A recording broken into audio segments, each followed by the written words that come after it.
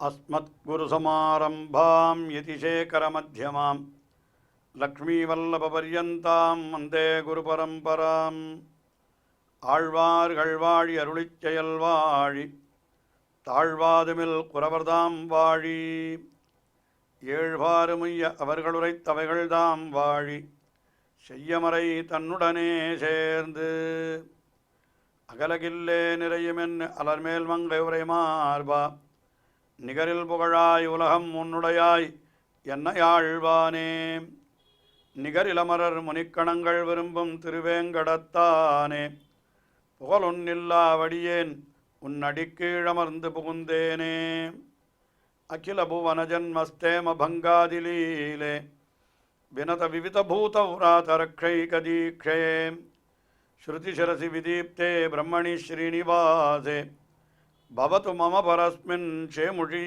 பக்திரூபா. ஸ்ரீமன் மகாபாரதத்திலே மிக முக்கியமான பகுதியாக பார்க்கப்படுகின்ற ஸ்ரீவிஷ்ணு சஹஸ்ரநாம ஸ்தோத்திரம் பீஷ்மாச்சாரியராலே தர்மபுத்திரருக்கு உபதேசிக்கப்பட்டது. இதுவும் கூட ஏற்கனவே ரிஷிகளாலே தொகுக்கப்பட்டு வியாசராலே தெரிவிக்கப்பட்டதாகத்தான் இருக்க வேண்டும். அது ரிஷிபி பரிகீதானி தானி வக்ஷாமி என்று அவர் சொல்லுவதனாலேயே தெரிகிறது. ஆக ரிஷிகளாலே தொகுக்கப்பட்டு சொல்லப்பட்டு வந்த திருநாமங்கள் இவை அனைத்தும் பகவானுடைய பெருமைகளை நன்றாக விளக்கும்படியாக அமைந்திருக்கிறபடியினாலே இந்த திருநாமங்களுக்கெல்லாம் பல்வேறு அர்த்தங்களை நாம் அறியும்படியாக எடுத்து காட்டியிருக்கிறார்கள் முன்னோர்கள். அதிலே இன்றைய தினம் 877வது திருநாமம் அருகஹா என்கிற திருநாமத்தை பார்க்கிறோம். அருகஹா என்கிற திருநாமத்திற்கு என்ன பொருள்? உரியவர், தகுதியானவர் என்பது மட்டும்தான் பொருள். ஆனால் எதற்கு தகுதியானவர், எதற்கு உரியவர் என்கிறதை நாம் அறிந்து கொள்ள வேண்டும் அல்லவா? அதை ஆச்சாரியர்கள் அற்புதமாக விளக்குகிறார்கள். அதிலேயும் ஆதிசங்கர பகவத்பாதர் மிக அழகாக தெரிவிக்கிறார். எத்தனை விதமாக பகவானை நாம் திருப்தி செய்யலாம் என்பதற்கு விஷயங்கள் வரிசையாக சொல்லுகிறார். ஸ்வாகத, ஆசன, பிரசம்ச, ஆர்க்ய, பாத்ய, ஸ்துதி, நமஸ்காராதிபிஹி பூஜா சாதனைஹி பூஜனீயா இது அருகஹா. ஷோடச உபச்சாரம் என்று சொல்லுவார்கள். 16 வகையான உபச்சாரங்கள். ஆனால் இங்கே ஒரு 5-6 விஷயங்களைத்தான் காட்டுகிறார். ஸ்வாகதம் என்றால் அவனுக்கு நல்வரவு கூறுதல், அதற்கு மேலே அவனுக்கு ஆசனம் சமர்ப்பித்தல், அவன் வந்து அமர்ந்த பிற்பாடு அவனை புகழ்தல் பிரசம்சா, அதுக்கு மேலே அவனுக்கு அர்க்யம் என்றால் கையை கழுவிக்கொள்வதற்கு தண்ணீர் கொடுத்தல் அர்க்யம். அப்புறம் பாத்தியம் என்னால் காலை கழுவி கொள்வதற்கு தண்ணீர் கொடுத்தல். அதுக்கப்புறம் ஆச்சமனீயம் வாயை கொப்பளிப்பதற்கு கொடுப்பது. அதுக்கு பிறகு ஸ்துதி அவனை குறித்து துதித்தல். நமஸ்காரம் என்னால் வணங்குதல், கீழே விழுந்து வணங்குதல். ஆக இத்தனை காரியங்களை பண்ணினாய். இப்படிப்பட்ட பூஜா சாதனைகி பூஜை செய்யக்கூடிய இத்தனைப்பட்ட செயல்களாலே பூஜனீயா இது அர்ஹா, அப்படிப்பட்ட பூஜைக்கு உரியவர், இப்படிப்பட்ட பூஜைகளுக்கு அவர் உரியவர் என்று விளக்கமாகவே காட்டினார் ஆதிசங்கர பகவத்பாதர்.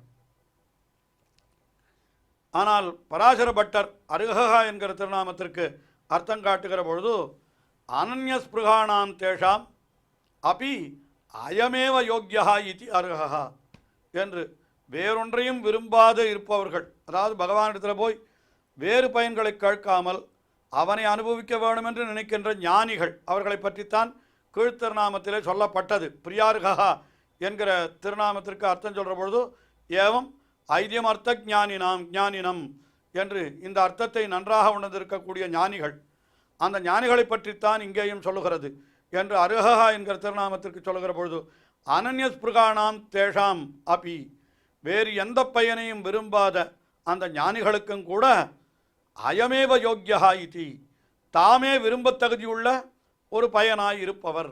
இதுக்கு மேலே பகவானை தவிர அவர்களுக்கு வேறு பயன் எதுவும் கிடையாது. பகவானை அடைவதே பயன், பகவானை அனுபவிப்பதே பயன். வேறொரு பிரயோஜனம் கொள்ளாமல் பகவானிடத்தில் போய் நீ எனக்கு அதை கொடு இதை கொடு என்று கேட்காமல் பகவானை அனுபவிப்பதையே தங்களுக்கு பயனாக கொண்டிருப்பவர்கள். அதனால் அப்படிப்பட்ட ஒரு பூஜைக்கு உரியவர் அருகஹா என்று அந்த அர்த்தத்தை காட்டினார். அதற்கு அடுத்தபடியாக அருகஹா என்கிற திருநாமத்திற்கு சத்யசந்த தீர்த்தர் மிக மிகச் சுருக்கமாக ஒற்றை வார்த்தையிலே பூஜ்யஹா பூஜைக்கு உரியவர் அவ்வளவுதான் அர்த்தம் காட்டினார். பூஜைக்கு உரியவர் எப்படிப்பட்ட பூஜை என்பதை ஏற்கனவே ஆதிசங்கர பகவத்பாதர் நன்றாக விவரித்து விட்டார். ஸ்வாகத ஆசன பிரசம்ச அர்க்ய பாத்ய ஸ்துதி நமஸ்காராதிபிகி என்று இத்தனை காட்டினார். அதையெல்லாம் உள்ளடக்கி பூஜ்யா என்ற ஒற்றை சொல்லாலே அப்படி அர்த்தம் காட்டிவிட்டார் சத்யசந்த தீர்த்தர்.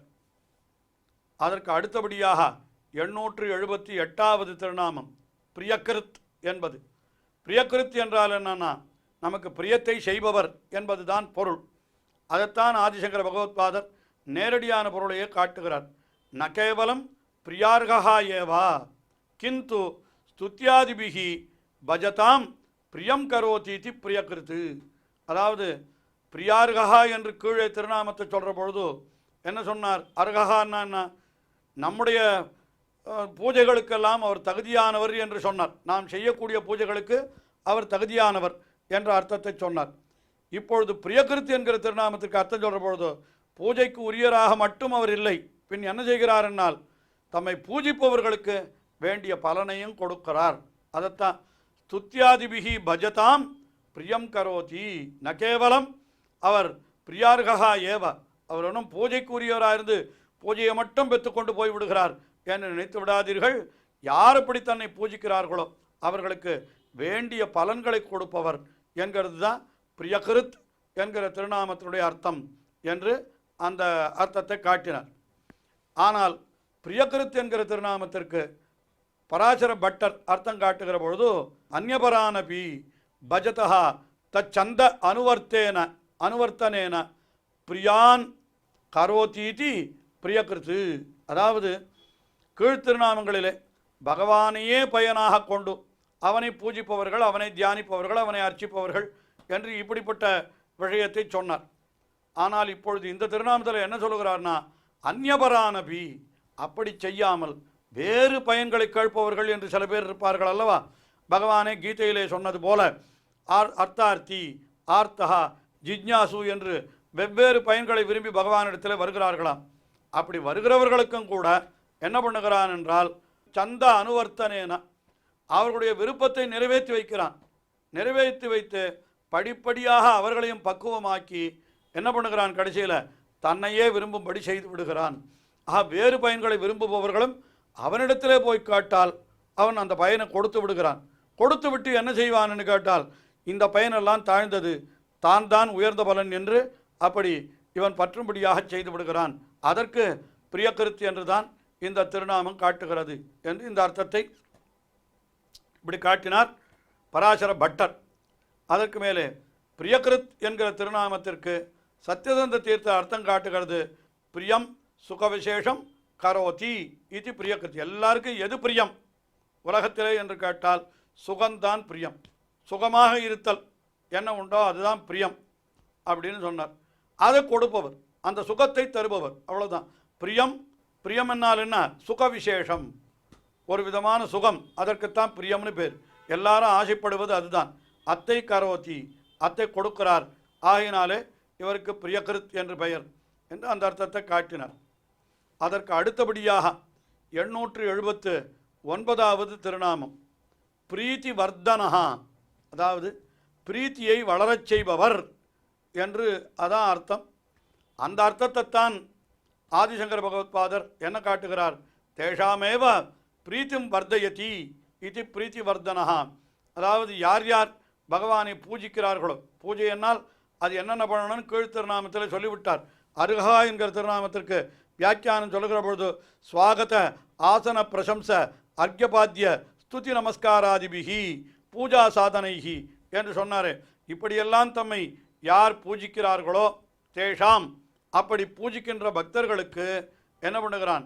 பிரீத்திம் வர்தயதி, தம்மிடத்தில் இருக்கக்கூடிய பிரீத்தியை இன்னும் அதிகமாக்குகிறான். பகவானிடத்தில் ஏற்கனவே அவர்களுக்கு பிரீத்தி ஏற்பட்டுத்தான் அவனை பூஜிக்கிறார்கள். இன்னும் மேலும் மேலும் அந்த பிரீத்தியானது வளரும்படி செய்கிறான்.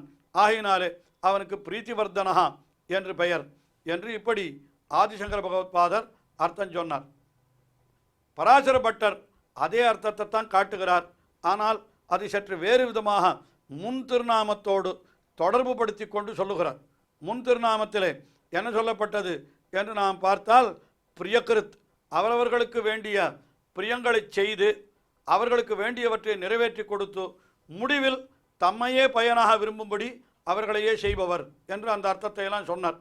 இப்போ என்ன சொல்கிறேன்னா, உத்தரோத்தர குணாவிஷ்காரேன தாம் பிரீத்திம் வர்தயதீதி பிரீத்தி வர்தனஹா, பக்தர்களுக்கு தம்முடைய குணங்களை மேன்மேலும் வெளியிட்டு, அதாவது யார் யார் வந்து பகவானை பற்றுகிறார்களோ அவர்களுக்கெல்லாம் பகவான் என்ன செய்கிறான்னு கேட்டால், மேலே மேலே அவர்களுக்கு தன்னுடைய குணங்களை காட்டுகிறான். குணங்களை காட்டித்தான் எல்லாரையும் ஈடுபடுத்தி கொள்ளுகிறான். நம்மாழ்வார் கூட தொடங்குகின்ற பொழுதே திருவாய்மொழியை என்னவென்று சொல்லி தொடங்கினார் என்றால், உயர்வர உயர்நலம் உடையவன் என்று குணங்களை சொல்லி தொடங்கினார். அப்படிப்பட்ட நல்ல கல்யாண குணங்களை உடையவன். அதனுடைய கருத்து என்ன என்றால், அப்படி உயர்வர உயர்நலம் உடையவன் தன்னுடைய குணங்களை காட்டியாயிற்று என்னை வசீகரித்தது என்கிறார் ஆழ்வார் என்று அங்கே வியாக்கியானத்தில் ஆச்சாரியர்கள் காட்டியிருக்கிறார்கள். ஆயினாலே உத்தரோத்தர குண ஆவிஷ்காரேன, மேலும் மேலும் மேலும் தன்னுடைய குணங்களை எல்லாம் நன்றாக வெளிப்படுத்தி அந்த அடியவர்களுக்கு என்ன செய்கிறான், தாம் பிரீத்திம் வர்தயதி, அந்த அடியவர்களுடைய பிரீத்தியை மேலே மேலே வளர்க்கிறான், அதிகப்படுத்துகிறான், அந்த பக்தியை இன்னும் வளர்க்கிறான் என்று அந்த அர்த்தத்தை சொன்னார். அது பராசர பட்டர் காட்டின அர்த்தம். அடுத்தபடி பிரீத்திவர்தனஹா என்கிற திருநாமத்திற்கு ரெண்டு விதமாக அர்த்தம் காட்டுகிறார் சத்யசந்த தீர்த்தர். என்ன காட்டுகிறார், தாம், அதாவது பிரீத்திம் பக்தேஷு வர்தயதி இது பிரீத்திவர்தனஹா, அதாவது பக்தேஷு பிரீத்திம் வர்தயதி, பக்தர்களிடத்திலே பிரீத்தியை வளர்ப்பவர். அதாவது பகவானிடத்தில் பக்தர்களுக்கு பிரீத்தி என்னால் ஆசை அல்லது அந்த வைத்துக்கொள்வோம் ஏதோ ஒன்று விருப்பம், அதை மேலே மேலே வளர்ப்பவர். அதைத்தான் மற்ற ஆச்சாரியர்கள் காட்டினார்கள் வியாக்கியானங்களில். அதை இவரும் சொல்லிவிட்டார். ஆஹா, பிரீத்திம் பக்தேஷு வர்தயதி அல்லது பிரீத்தியா பக்தான் வர்தயதி, தனக்கு பக்தர்களிடத்தில் இருக்கக்கூடிய பிரீத்தி காரணமாக அந்த பக்தர்களை வளர்ப்பவர். அதாவது பக்தர்களை வளர்க்கிறார், பக்தர்களிடத்தில் இருக்கிற பிரீத்தியையும் வளர்க்கிறார் என்று இப்படி இரண்டு பொருளையும் கொள்ளலாம் என்பதாக சத்யசந்த தீர்த்தர் இங்கே காட்டுகிறார். அதாவது என்ன விஷயம் என்ன, பிரீத்திவர்தனஹா என்னால் பகவான் பிரீத்தியை வளர்க்கிறான் என்கிறது தான் இருக்கிறது. யாருடைய பிரீத்தியை வளர்க்கிறான் என்று கேட்டால் சொல்லலாம், அடியவர்களுக்கு தன்னிடத்தில் இருக்கிற பிரீத்தியை வளர்க்கிறான், அல்லது தனக்கு அடியவர்களிடத்தில் இருக்கிற பிரீத்தியை மேன்மேலும் வளரும்படி செய்கிறான், இன்னும் மேலே மேலே தான் பிரீத்தியை கொள்ளுகிறான் என்று இப்படி எந்த பொருள் வேண்டுமானாலும் கொள்ளலாம். அதற்கு சேரத்தான் ஆச்சாரியர்கள் மூவருமே கூட வியாக்கியானம் பண்ணியிருக்கிறார்கள். ஆதிசங்கர பகவத்பாதர் அருளி செய்கிற பொழுது பக்தர்களுக்கு தம்மிடத்தில் இருக்கக்கூடிய பிரீத்தியை வளரச் செய்பவர் என்ற அந்த அர்த்தத்தை சொன்னார். அதே அர்த்தத்தை தான் பராசர பட்டரும் காட்டினார். ஆனால் எப்படி காட்டினார் என்னால், அந்த தன்னுடைய குணங்களை வெளிப்படுத்தி மேலும் மேலும் தன்னுடைய கல்யாண குணங்களை வெளிப்படுத்தி அவர்களுக்கு தம்மிடத்தில் மேலும் மேலும் பக்தி உண்டாகும்படி அப்படி வளர்ப்பவர் என்று அந்த அர்த்தத்தை காட்டினார். ஆனால் சத்யசந்த தீர்த்தரோ இரண்டு அர்த்தத்தையும் காட்டுகிறார். என்ன காட்டுகிறார், பக்தர்களிடத்திலே தம்மீது பிரீத்தியை வளர்ப்பவர் அல்லது தமக்கு பக்தர்களிடத்தில் இருக்கிற பிரீத்தியினாலே அந்த பக்தர்களையே நன்றாக போஷிப்பவர் என்று இப்படியாக இரண்டு பொருளை காட்டினார். இது போன்ற பகவானுடைய திருநாமங்கள் இன்னமும் தொடர்கின்றன. அதற்கு பூர்வாச்சாரியர்கள் அருளியுள்ள அற்புதமான வியாக்கியானங்களும் தொடர்கின்றன. அவற்றையெல்லாம் நாமும் தொடர்ந்து அனுபவிப்போம். ஸ்ரீயக்காந்தாய கல்யாண நிதயே நிதயேர்த்தினாம் ஸ்ரீவேங்கடநிவாசாய ஸ்ரீனிவாசாய மங்களம். ஸ்ரீமத் சுந்தரஜாமா திருமுனிமானசவாசினி சர்வலோக நிவாசாய ஸ்ரீனிவாசாய மங்களம்.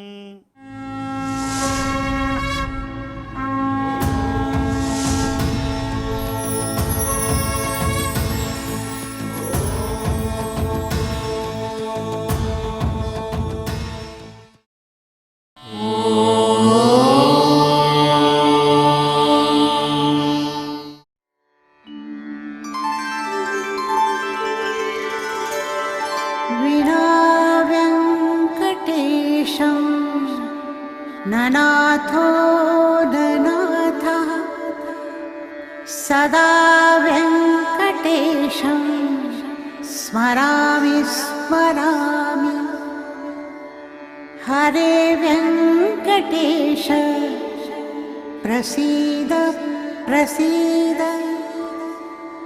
प्रियं वेङ्कटेश प्रयच्छ प्रयच्छ